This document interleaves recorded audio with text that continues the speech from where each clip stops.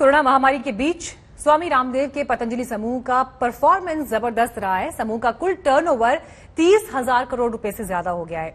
इस मौके पर स्वामी रामदेव ने अगले कुछ सालों के प्लान्स भी बताए। उन्होंने कहा कि देश को खाद्य तेलों में आत्मनिर्भर बनाने पर काम हो रहा है, शिक्षा स्वास्थ्य पर भी फोकस रहेगा, 10,000 वेलनेस सेंटर खोले जाएंगे और समूह किसानों की समृद्धि पर भी ध्यान देगा।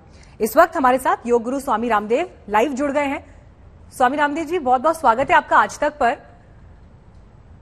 और यहां पर आज ये कहना पड़ेगा कि एक बड़ी कामयाबी पतंजलि समूह ने हासिल की है, 30,000 करोड़ का टर्नओवर एक ऐसे समय में जब ग्लोबली अर्थव्यवस्था पस्त पड़ी है, उद्योग धंधे बंद हैं, लोगों की नौकरियां जा रही हैं। आपने और आपके समूह ने ये कामयाबी हासिल की है। आप कह रहे हैं, मेरे हाथ में क्योंकि पतंजलि का इस वक्त प्रेस रिलीज भी है, आप कह रहे हैं कि राष्ट्र निर्माण में इसे लगाया जाएगा, लोगों के विकास के लिए इसे लगाया जाएगा। तो सबसे पहले तो इस कामयाबी पर आपका क्या कहना है और आगे क्या प्लान है?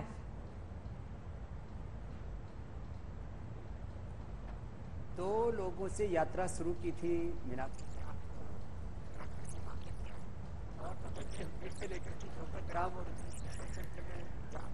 सब जगह आपने विजिट की हुई है। दो लोगों से यात्रा शुरू करके 200 देशों में 200 करोड़ देश दुनिया के लोग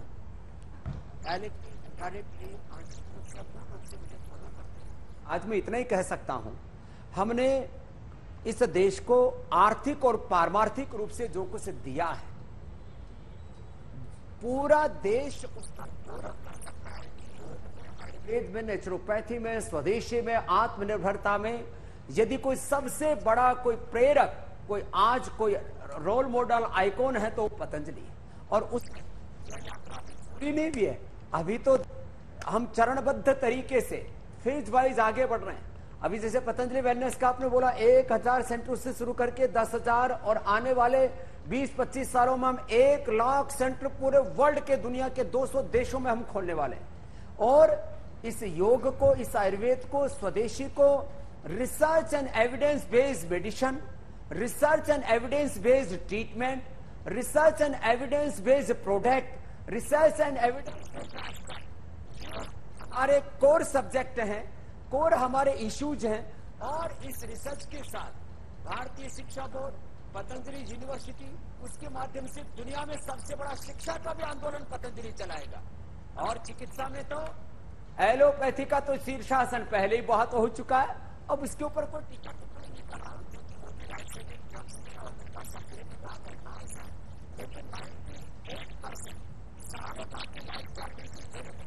हमारा ट्रैक रिकॉर्ड ये है कि जो हमने कहा है वो हमने किया है और आगे भी करेंगे।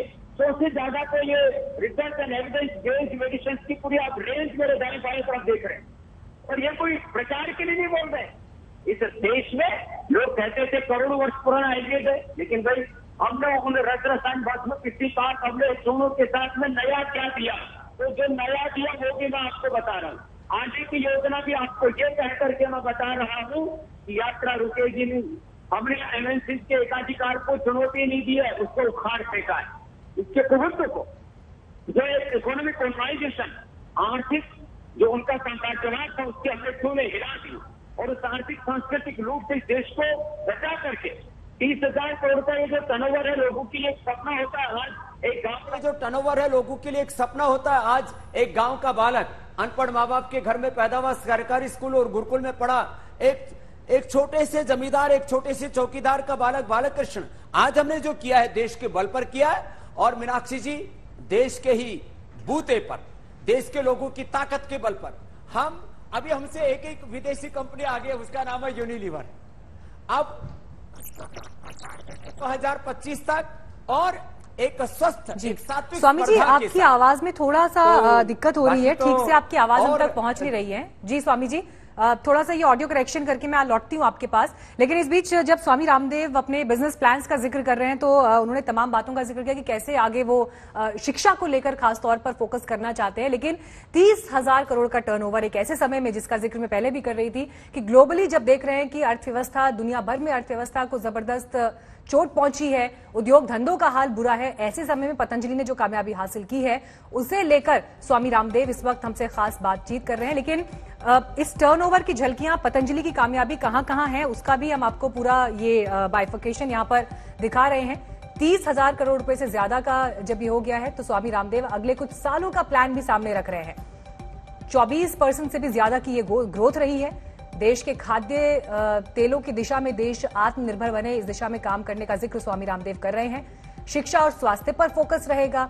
10,000 वेलनेस सेंटर खोले जाएंगे और समूह किसानों की समृद्धि पर भी ध्यान देगा। इस बात का जिक्र स्वामी रामदेव आज के इस उपलब्धि के बाद कह रहे हैं। जो प्रेस रिलीज भी पतंजलि की तरफ से सामने आई है उसमें भी आगे के प्लान का जिक्र है।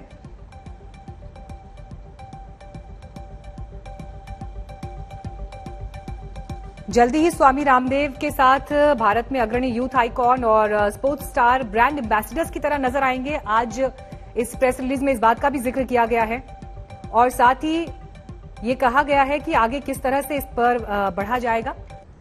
देखो मीनाक्षी जी, हमने कॉर्पोरेट गवर्नेंस, प्रोफेशनल वर्किंग, पूरी ट्रांसपेरेंसी के साथ ये काम किया और लोगों के लिए आज पतंजलि इस रूप में मिसाल बना है कि यदि सच्चाई, ईमानदारी से लोगों के फायदे को ध्यान में रख करके, मैं बार बार कहता हूं, हम व्यापार के लिए काम नहीं करते, हम उपचार और उपकार की भावना से पुरुषार्थ करते हैं और उससे भी जो अर्थ आता है उसको परमार्थ में लगाते हैं। और क्यों करते हैं?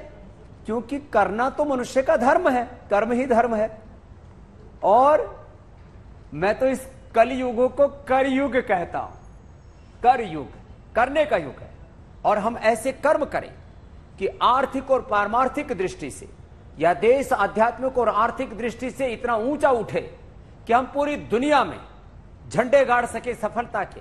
योग में, आयुर्वेद में, स्वदेशी में, मैन्युफैक्चरिंग में, और आज ब्रांड की भी बात करें तो उसमें हमने झंडे गाड़ दिए और इस यात्रा को ऐसे ही आगे लेकर के चलेंगे।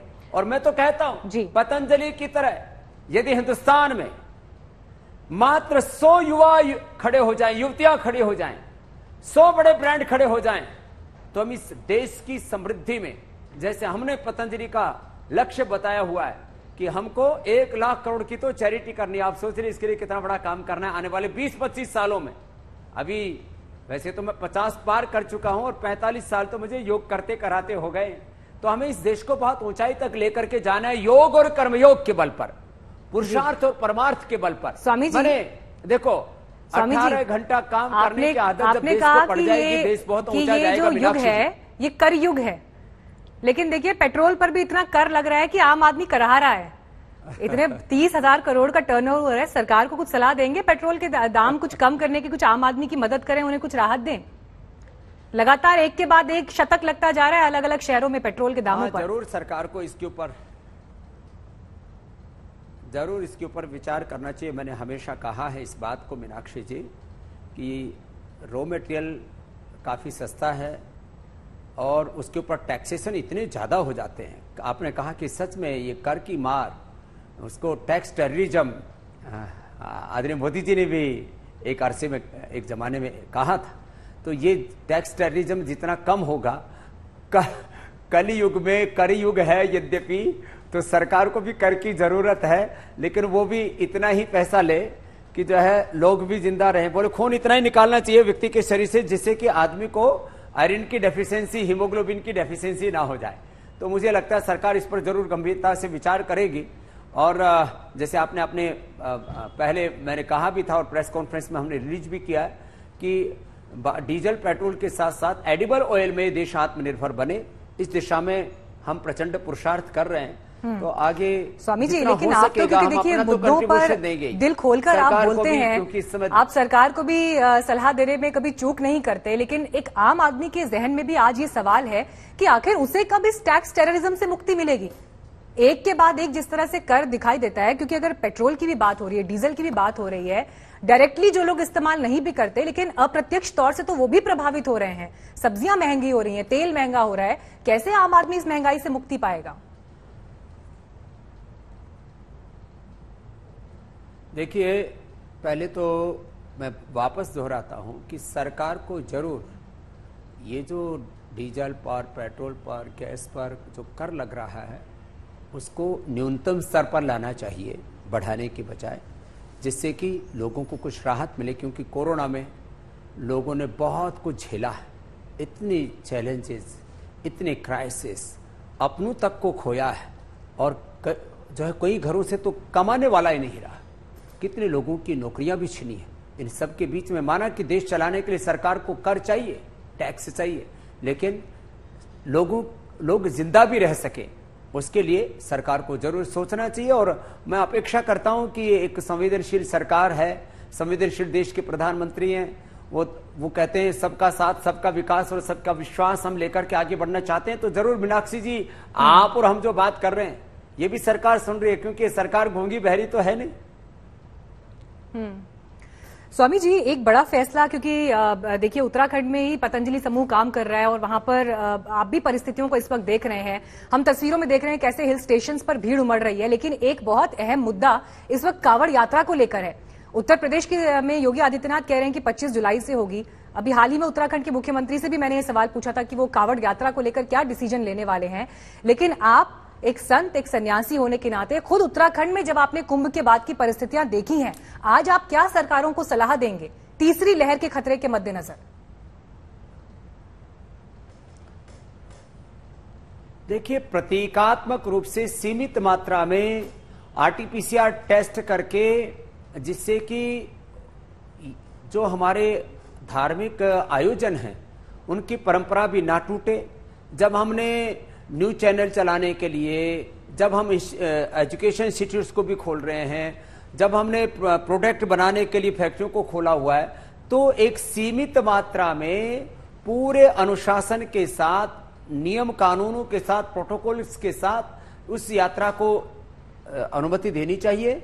लेकिन उसमें भीड़ भड़क्का कतई नहीं होना चाहिए। नहीं तो जो 2-3 महीने के बाद की हम लहर की बात कर रहे थे, पता लगा कि वो कहर तो अभी बरप गया।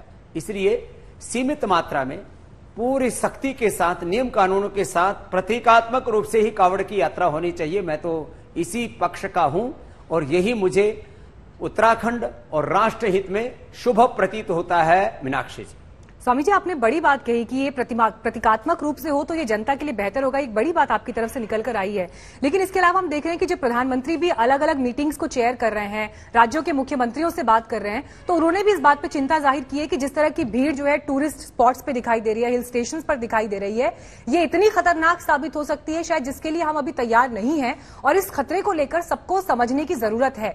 लेकिन एक सवाल ये भी उठता है कि आखिर ये भीड़ ऐसे हिल स्टेशंस पर कैसे पहुंच गई? क्या इस बात का अंदाजा नहीं था कि ऐसा होगा? उसके लिए क्या चूक हुई सिस्टम की तरफ से, प्रशासन की तरफ से? देखो, ये आप बहुत अच्छी बात कह रहे हैं। आत्म अनुशासन, दूसरी लहर में जिस तरह से लाखों लोगों की मौतें हुई हैं और सारा हमारा इंफ्रास्ट्रक्चर उससे हिल गया था, और पूरी दुनिया में भारत का अपयश, अप्रतिष्ठा भी हुई है।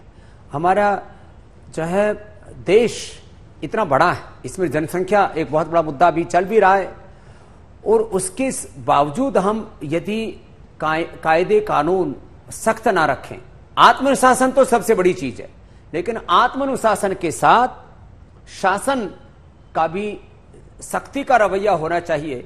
क्योंकि कई बार कुछ लोग लापरवाह हो जाते हैं। देख रहे हैं, मौत का मंजर देखा है, अपनों को हमने खोया, उसके बावजूद भी लोग फिर हजारों की संख्या में झुंड के झुंड उमड़ पड़ते हैं। ये ठीक नहीं है।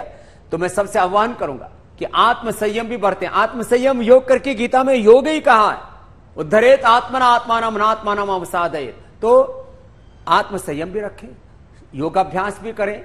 हमने आज तक पर भी कितने एपिसोड आपके साथ, चित्रा जी के साथ, सब जो है हमारे बहन जो है श्वेता जी के साथ कितने कार्यक्रम किए कि गिलोय तुलसी पियो, योगाभ्यास करो और आत्मसंयम से रहो, ये भीड़ वाले एरियो से बचो, और जहां पर भी आप बाहर निकलते हैं तो वहां पर भी बहुत तरह की सावधानियां बरतनी पड़ेंगी। नहीं तो तीसरी लहर के लिए हमें तैयार रहना होगा, और उससे जान माल का जो नुकसान होगा बहुत बड़ी, क्योंकि एक बार किसी के जाने के बाद उसको वापस आप लौटा नहीं सकते। ये इतना बड़ा खामियाजा होता है ये कभी इसकी क्षतिपूर्ति, इसका कंपनसेशन भी नहीं है। इसलिए बहुत जागरूक रहना चाहिए मीनाक्षी जी, मैं तो यही कहूंगा सबसे। और देखिए स्वामी जी, जब आप ये बात कह रहे हैं तो हम स्क्रीन पर वो तस्वीरें भी लगातार दिखा रहे थे जहां बाजारों में भीड़ दिख रही है, हिल स्टेशन पे भीड़ दिख रही है और लोग इस बात की परवाह नहीं कर रहे हैं कि कितना बड़ा खतरा है। मैं देख रहा तो ऐसे में जितने भी आपके अनुयायी हैं, क्योंकि लोग आपकी बात सुनते हैं, खासतौर पर जब भी आप स्वास्थ्य को लेकर लोगों से अपील करते हैं, मुझे उम्मीद है कि कम से कम आपके इस मैसेज को लोग और गंभीरता से लें। एक अन्य मुद्दे की तरफ स्वामी जी आपका ध्यान लेकर जाना चाहूंगी, क्योंकि ये चर्चा इस वक्त पूरे देश में है जनसंख्या कानून को लेकर, जनसंख्या नियंत्रण बिल को लेकर। आपने उसका जिक्र भी अभी किया। उत्तर प्रदेश में योगी आदित्यनाथ ये कह चुके हैं कि इस पर हम काम करने की दिशा में आगे बढ़ रहे हैं, विचार वो इस पर मंगवा रहे हैं। आपका इस पर पहले तो क्या विचार है, और दूसरा मैं इस पर एक सवाल और जोड़ना चाहती हूं। विपक्ष योगी आदित्यनाथ पर सीधे सीधे ये आरोप लगा रहा है कि चुनावी स्वार्थ साधने के लिए जनसंख्या कानून, जनसंख्या बिल की बात चुनावों से 6-7 महीने पहले हो रही है। देखिए मीनाक्षी जी, जनसंख्या एक बहुत बड़ा मुद्दा है। मैंने ऑस्ट्रेलिया को देखा है, ऑस्ट्रिया को देखा है, यूरोप को देखा है, अमेरिका को, कनाडा को देखा है। उन देशों में 2 से 3 गुना हमसे ज्यादा जमीन है, हमसे ज्यादा संसाधन है, समृद्धि है, इंफ्रास्ट्रक्चर है, सब कुछ है। उसके बावजूद इनकी आबादी कितनी है? 2-3 करोड़ से लेकर के अमेरिका जैसे देशों की अधिकतम, ब्राजील जैसे देशों की 20, 25, 30 करोड़ में सारी दुनिया के बड़े बड़े देश सिमट जाते हैं, जिनकी 3-3 गुना हमसे ज्यादा जमीनें हैं, 5-5, 10-10 गुना जिनके पास में संसाधन है, रिसोर्सेज हैं अलग अलग प्रकार के। हम बेहताशा कब तक ये आबादी बढ़ाते रहेंगे? इसलिए इसके 3 पक्ष हैं। एक, लोगों के पास समृद्धि होनी चाहिए, लोगों को शिक्षा होनी चाहिए। शिक्षा और समृद्धि के अभाव में भी हमने देखा है ये लोग ज्यादा बच्चे पैदा करते हैं। दूसरा, लोगों में आत्मानुशासन, जागृति होनी चाहिए, लेकिन कानून के बिना भी बात नहीं बनेगी। मैंने कहा ना, आत्मानुशासन और शासन दोनों को साथ साथ काम करना पड़ता। कुछ लोग मानते नहीं, कानून बनाने के बाद भी उसका पालन नहीं करते, तो फिर उनको दंडित करने के या सुविधाओं से वंचित करने के ऊपर भी हमें कानून बनाने पड़ेंगे। इसलिए एक तरफ लोगों को, सबको शिक्षा मिले, सबको स्वास्थ्य मिले, सबको समृद्धि मिले, ये एक बात है, तो दूसरी तरफ कानून भी बने। तीसरी तरफ कानून को जो न माने उनको किसी न किसी प्रकार से सुविधाओं से वंचित किया जाए, या किसी न किसी प्रकार से उनको दंडित किया जाए। और सबसे बड़ी बात तो यह है कि हर आदमी को सोचना चाहिए कि आज 135 करोड़ का भारत है, इसमें जमीनें कम पड़ रही हैं, हेल्थ, एजुकेशन, सारे रिसोर्सेज कम पड़ रहे हैं। आखिर कब तक इस देश को ऐसे आबादी के बोझ से दबाते रहेंगे? मुझे देखो, कोई न पत्नी न बच्चे, फिर भी कितने अच्छे से काम कर रहे हैं। तो कोई जो है, अरे पुरुषार्थ ऐसा करो कि एक आदमी 1000 के बराबर, लाख के बराबर काम कर सके। ऐसे प्रोडक्टिव, इनोवेटिव, सृजनात्मक, उत्पादक, गुणात्मक हम अपनी आबादी को बढ़ाएं, वो इस देश के लिए हितकर होगा। मीनाक्षी जी। स्वामी जी, लेकिन जब जनसंख्या कानून को लेकर बात हो रही है, उसकी मांग भी उठ रही है, तो ये मुद्दा राजनीति के दायरे में भी आता हुआ दिख रहा है। और जिस तरह का हमने रिएक्शन यूपी में देखा, वो तो एक तरफ, लेकिन उससे आगे अब बात हो रही है कि राज्यसभा में प्राइवेट मेंबर बिल लाया जाएगा। या हम बिहार की तस्वीर देख रहे हैं, जहां सीधे सीधे मुख्यमंत्री नीतीश कुमार ये कह रहे हैं कि सिर्फ कानून बनाने से क्या होगा, जबकि वो तो खुद एनडीए के सहयोगी हैं। तो ऐसे में सवाल ये उठता है कि अगर एनडीए के बीच भी इसे लेकर अगर क्लैरिटी नहीं है या मतभेद दिखाई दे रहा है, तो इस पर आगे की राह कितनी सुगम होगी, ये तो, इस पर तो प्रश्न चिन्ह है ही। देखो, अपना एक चुनावी एजेंडा है, राजनीतिक दलों का एक ध्रुवीकरण का भी एजेंडा है, लेकिन मैं तो मानता हूं सबसे पहले राष्ट्रहित होना चाहिए। और किसी भी राजनीतिक पार्टी को, कोई भी किसी भी प्रकार की इसमें सांप्रदायिकता को और किसी भी प्रकार की जो एक राजनीतिक का ओछापना है, उसको सम्मिलित नहीं करना चाहिए। जब सारा देश इस बात से सहमत था, आदरणीय शरद पवार जी से पूछो, आप नीतीश कुमार जी से पूछो, किसी से भी आप बात करेंगे, इस देश का कोई भी समझदार, विवेकशील, प्रबुद्ध जो नागरिक है या नेता है या किसी भी फील्ड की जो बड़ी हस्ती, आप उससे पूछेंगे देश में हकीकत क्या है, ग्राउंड रियलिटी क्या है। जनसंख्या नियंत्रित होनी चाहिए, जनसंख्या नियंत्रण कानून भी होना चाहिए। मैंने तो कहा जागरूकता भी होनी चाहिए, लोगों के पास शिक्षा, स्वास्थ्य, समृद्धि भी होनी चाहिए। अनएम्प्लॉयमेंट है, जो है एजुकेशन ना होना है, ये सारी चीजें इसमें कारण है। लेकिन इसको कतई राजनीतिकीकरण नहीं होना चाहिए जनसंख्या वाले मुद्दे का। कभी किसी भी प्रकार से इसको किसी सांप्रदायिक चश्मे से देखने की जरूरत नहीं है। विशुद्ध रूप से राष्ट्रीय नीति का, राष्ट्रहित का मुद्दा है, और राष्ट्रहित, राष्ट्र धर्म, वो तो सर्वोपरि होना ही चाहिए किसी भी कीमत पर। मीनाक्षी जी, स्वामी जी देखिए, जब आप ये बात कह रहे हैं उसी समय हम नीतीश जी की भी तस्वीर दिखा रहे थे, क्योंकि उन्होंने ये कहा कि सिर्फ कानून बनाने से कुछ नहीं होगा, इस पर और बड़े विचार के साथ सोचने की जरूरत है। लेकिन एक लाइन और कह गए कि महिलाओं को और जागरूक करना होगा। लेकिन उन्हीं के साथ सरकार में काम करिए जो उप मुख्यमंत्री हैं, डिप्टी सीएम है रेणु जी, वो ये कह रही हैं कि महिलाओं को ही सिर्फ साक्षर नहीं करना है, पुरुषों को भी साक्षर करना है। तो हिसाब यहां पर बराबरी का है। देखो, तो है, दोनों को ही समझदार होना पड़ेगा कि बच्चे दोनों मिलकर के पैदा करते हैं, और बच्चे दो ही अच्छे हैं। इसके अलावा जो है किसी को अपनी इच्छा है, कोई एक पैदा करना चाहिए, और हमारी तरह से कोई ब्रह्मचारी रह करके संसार का उपकार करना चाहे, परोपकार के लिए अपना जीवन समर्पित करना चाहे, तो उनका भी स्वागत है। हमारी तरह से, मोदी जी की तरह से, योगी की तरह से कोई नाभी पैदा करे तो बहुत अच्छी बात है मीनाक्षी जी। हाँ, लेकिन मुख्य सवाल स्वामी जी यहाँ पर यही था कि कम से कम जब इस मुद्दे पर बात हो रही है तो इतने खुले मन से कम बात हो कि पूरी जिम्मेदारी सिर्फ एक महिला के ऊपर ना डाल दी जाए, उस पर एक मैच्योरिटी के साथ बात हो और गंभीरता के साथ जो है बात हो। स्वामी जी, आप क्योंकि तमाम मुद्दों पर खुलकर बात करते हैं, इसलिए मैं तमाम ज्वलंत मुद्दे भी आपके सामने एक एक करके ला रही हूँ। एक बार फिर आपको यहाँ पर उत्तराखंड की राजनीति की तरफ लेकर आऊंगी, क्योंकि पहली बार चुनावों के मद्देनजर ऐसी स्थिति बन रही है कि जो दो मुख्य दल हमेशा 5-5 साल के हिसाब से काम करते आए हैं, बीजेपी और कांग्रेस, तीसरे दल की उसमें एंट्री हो रही है आम आदमी पार्टी की। हाल ही में दिल्ली के मुख्यमंत्री केजरीवाल देहरादून में थे और दिल्ली मॉडल को वो वहां पर लेकर आ रहे हैं। कह रहे हैं कि जब दिल्ली को फ्री बिजली मिल सकती है, पंजाब को हम ऑफर कर सकते हैं, तो उत्तराखंड को फ्री बिजली क्यों ना मिले। आप तो खुद स्वामी जी वहां पर हैं, क्या सोचते हैं इस पर? देखो, पहली बात तो राजनीति के नाम पर तो मुझे लगता है, मुझे कपालभाति और अनुलोम विलोम ही ज्यादा करना अच्छा लग रहा है अभी। ये तो होना ही चाहिए क्योंकि मैं आसन वाला, अधिक सिंहासन वाला आदमी कम हूं। लेकिन यदि आम आदमी पार्टी की भी एंट्री हो रही है तो लोकतंत्र है, सबका स्वागत है। और मुझे लगता है आम आदमी पार्टी को जरूर उत्तराखंड में आना चाहिए, और सबको अपने चुनावी घोषणा पत्रों के साथ, अपने अपने एजेंडे के साथ, और कौन उत्तराखंड का ज्यादा हित कर सकता है, अपने अपने सारे मुद्दे रखने चाहिए। जितने दल ज्यादा होंगे उतना यहाँ जो वोटर्स है, नागरिक हैं, उनकी बार्गेनिंग पावर बढ़ेगी और उत्तराखंड के लोगों को कुछ ज्यादा ही लाभ होगा। इसलिए मैं तो कहता हूँ तीनों दलों को जो है पूरी ताल ठोक करके और आर पार की जो है लड़ाई के इरादे से, कोई किसी प्रकार से फिक्सिंग, मैच फिक्सिंग जैसा नहीं होना चाहिए, सबको पूरी मजबूती से लड़ना चाहिए। मीनाक्षी जी, वाह, ये आपने स्वामी जी तीनों दलों को बड़ी भाएगी आपकी ये बात कि तीनों दल एक साथ मैदान में उतरे, एक ताकत के साथ उतरे, फायदा जनता का होगा। लेकिन देखिए, अरविंद केजरीवाल की जब बात हो रही थी, वो तो ये भी कह रहे थे कि हम सीधे जो है यहाँ पर आह्वान करते हैं कि जिन बीजेपी और कांग्रेस खासतौर पर उन्होंने मेंशन किए कि अगर वहां पर जो नेता कुंठित हैं या जो जिन्हें लगता है कि वो काम नहीं कर पा रहे जिस तरह से वो राज्य के लिए करना चाहते हैं, तो स्वागत है उनका हमारे दल में। तो ये तो फिर दल बदल की भी स्थिति यहाँ पर दिखाई देती है स्वामी जी।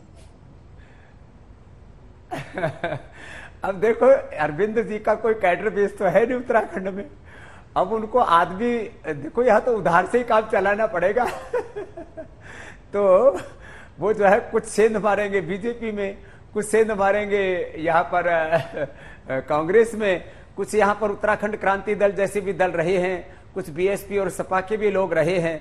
अब वो कैसे कैरेक्टर वाले लोगों को लेंगे ये तो उनके ऊपर डिपेंड करता है। लेकिन कुछ मुझे तो ऐसा लगता है अरविंद जी को ना, यदि वो यहाँ पर एक पारदर्शी राजनीति करना चाहते हैं तो लोग उनको ऑफर करें, इसकी बजाय जो समाज में जिनकी बड़ी भूमिका रही है, मुझे तो बखस देना भाई, हाँ, उन लोगों को जिन्होंने समाज निर्माण के लिए, राष्ट्र निर्माण के लिए, उत्तराखंड निर्माण के लिए, यहाँ के लोगों के जीवन स्तर को ऊंचा उठाने के लिए बड़ा काम किया है, उन सामाजिक कार्यकर्ताओं को, नए लोगों को आम आदमी पार्टी को लेना चाहिए। ये एक नेक सलाह मैंने बिना मांगे दे दी, आपने पूछा इसलिए। वैसे अरविंद जी के साथ भी हमारा संबंध है, आप सब मीडिया वाले जानते हो।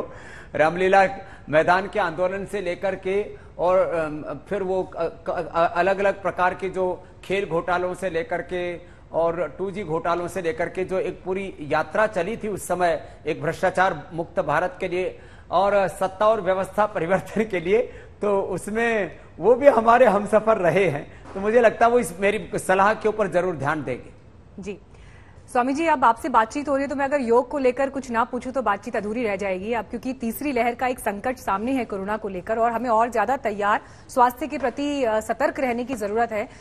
तीसरी लहर के संभावित खतरे को आप कितना करीब देखते हैं स्वामी जी? जितनी खबरें आप सुन रहे हैं, जिस तरह से आप भी तमाम चीजों पर नजर बनाए हुए हैं, आप लोगों को क्या एडवाइस करेंगे? देखो, जिसका रेस्पिरेटरी सिस्टम स्ट्रांग है, जिसकी इम्यूनिटी स्ट्रांग है, उसके लिए हमने आज न्यूट्रास्यूटिकल भी, vitamin D, B12, calcium, iron, omega, multivitamin, Nutrela, daily active, daily energy, सब कुछ ये तो बताया। ये तो खाना पीना, प्रकृति, संस्कृति, सकारात्मकता, आध्यात्मिकता और सबसे बड़ी बात है योग जरूर अपनाएं। जो योग करेंगे उनका रेस्पिरेटरी सिस्टम स्ट्रांग होगा, उनको ना बीपी बढ़ेगा ना शुगर बढ़ेगा, उनकी इम्यूनिटी स्ट्रांग रहेगी, उनका कोई बीमारी कुछ नहीं बिगाड़ पाएगी। इसलिए सावधान रहना है, सब कुछ जो है जो नियम कानून कायदे हैं उनका पालन करते हुए 5 प्राणायाम,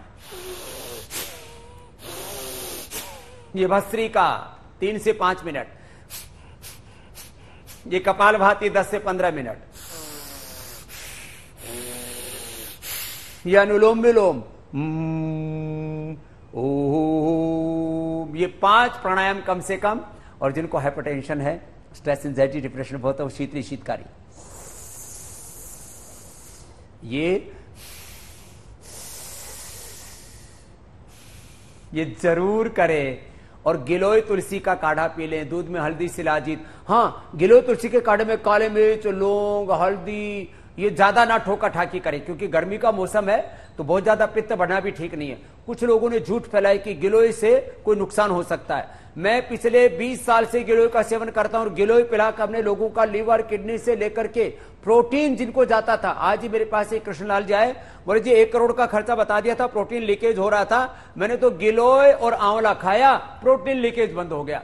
लीवर, किडनी से लेकर के मैंने लोगों का फैटी लीवर, लिवोग्रिट, लिवामृत, सर्वकल पिला करके ठीक किया है, गिलोय पिला करके ठीक किया। इसलिए ये साधारण जो आयुर्वेद की जड़ी बूटियां हैं, पेड़ पौधे, वनस्पतियां हैं, उनका प्रकृति, संस्कृति, सकारात्मकता, आध्यात्मिकता, योग करें। सुबह सुबह 1 घंटा सबने योग कर लिया और दिन भर मेहनत करें, थोड़ा सावधानी पूर्वक जीवन जिए तो किसी भी प्रकार की कोई हानि नहीं होगी। और मैं आपके सामने खड़ा हूं, आप तो मुझसे मिलके भी गई हैं, बीच में इंटरव्यू के लिए आई थी मीनाक्षी जी। जी, जैसे मैं पूर्ण स्वस्थ हूं, no BP, no sugar, no stress, no anxiety, no depression, health और हैप्पीनेस के साथ जीवन जिए, बस ये मेरा आह्वान है मीनाक्षी जी सबसे। जी स्वामी जी, बरसात का मौसम आ रहा है, कुछ अगर टिप्स आप देना चाहें लोगों को? बड़ी मुश्किल से वैसे दिल्ली एनसीआर में बरसात हुई है, लेकिन उत्तराखंड में आप तो भयंकर बारिश झेल रहे हैं। तो डेंगू, चिकुनगुनिया बहुत बढ़ रहा है। इसमें ज्वरनाशक क्वाथ, ज्वरनाशक वटी, सुदर्शन घनवटी, त्रिभुवन कीर्ति रस आदि घर में रखना चाहिए। अच्छी चीजें जितना हो सके पानी घर में ना भरने दे। साफ पानी में डेंगू पैदा हो जाता है, फिर बहुतों को चिकुनगुनिया आदि हो जाता है। उसके लिए भी हमने यद्यपि कैशगो, गुल, चंद्रप्रभा उठी, डेंगू नील जैसी औषधियां बना करके इलाज तो कर दिया, लेकिन फिर भी किसी का प्लेटलेट आदि घट जाए या मलेरिया आदि हो जाए, किसी को डेंगू, चिकुनगुनिया आदि हो जाए, कोई फीवर हो जाए या किसी को टाइफाइड आदि हो जाए, तो खूब कला, मुनक्का, अंजीर, उसका काढ़ा बना करके पी लें। गिलोय तुलसी तो सब प्रकार के ज्वर के लिए, और सुदर्शन घनवटी और ज्वरनाशक वटी क्वाथ तो सबके लिए है ही। किसी को निमोनिया हो जाता है, कफ बिगड़ता है, ये सब चीजें होती है, तो स्वासारी गोल्ड ले लें और पंचकोल और स्वासारी उबाल करके पी लें। तो ये बरसात के मौसम में भी आपके भीतर कोई उथल पुथल नहीं होगी, चाहे जैसी परिस्थिति हो, चाहे जैसी मनस्थिति हो, चाहे जितनी चुनौतियां हो, आप योग करेंगे तो इस पथ के अंदर जितनी भी बाधाएं उनको पार कर लेंगे और आप हमेशा स्वस्थ और प्रसन्न चित्त रहेंगे। ये मैं सबसे आह्वान करता हूं मीनाक्षी जी। जी अब स्वामी जी बस एक आखिरी सवाल मैं आपसे और लूंगी, यहाँ पर थोड़ा और समय आपका ले रही हूँ, क्योंकि जो तस्वीरें हमने अभी दिखाई जिसमें हम देख रहे हैं कि उत्तराखंड के कितने बड़े बड़े हाईवेज हैं या पहाड़ का पूरा हिस्सा आके मलबा गिर रहा है, ये तस्वीरें हर मौसम में हम इस तरह से देखते हैं। लेकिन जो इससे बड़ी पिक्चर है, जो इससे बड़ा सवाल है, वो हिमालयी राज्यों के संरक्षण को लेकर है। वहां पर पर्यावरण का जो इकोलॉजिकल बैलेंस बिगड़ रहा है उसको लेकर है। आप तो खुद हिमालय की गोद में बैठे हैं, आप प्रकृति को करीब से देख रहे हैं, नदियों की हालत को आप करीब से देख रहे हैं। कोई एक बड़ा संदेश नई लीडरशिप को, पुष्कर धामी जी की सरकार को, अगर आप उत्तराखंड में देना चाहें तो, और सिर्फ उन्हें ही क्यों, मैं तो कहूंगी बल्कि हिमाचल और जम्मू कश्मीर को भी इसमें अगर जोड़ लिया जाए, नॉर्थ ईस्ट के स्टेट्स को भी जोड़ लिया जाए तो। जरूर जरूर, ये मैं तो कहूंगा पूरे देश में भी करीब 50 से लेकर के 70% तक जंगल कटे हैं। सब लोग पेड़ लगाएं, ये तो मैं सबसे आह्वान करता ही हूं। और हम तो 4 अगस्त को पूज्य आचार्य भाषण जी का जन्मदिन मनाते हैं, तो पेड़ विशेष रूप से लगाते हैं। आप ये जो हमारे साथ देख रहे हैं, हमने तो एक गमलों के अंदर ये लगाई हुई, देखो हल्दी है, ये जो है लेमन ग्रास है, गोखरू है, और हमने तो गमले के अंदर जो है ये मकई लगा रखी है, ये गमले के अंदर है, देखो आप। तो लोग पेड़ जरूर लगाएं। एक आह्वान की तरह हमने 1 लाख पेड़ लगाने का संकल्प लिया हुआ है। ऐसे पेड़ लगाएं, प्रकृति बचाएं, पर्यावरण को बचाएं, क्योंकि प्रकृति हमारी मां है, और यदि मां के ऊपर प्रहार होता है तो उससे बेटा विफल हो जाता है। और जहां तक विकास की बात है, देखो उत्तराखंड में आज चारों धामों में बहुत अच्छे अच्छे रोड्स बने, उसके बावजूद भी हिमस्खलन आदि हो रहा है, तो वहां पर भी और ज्यादा पेड़ लगाने की आवश्यकता है।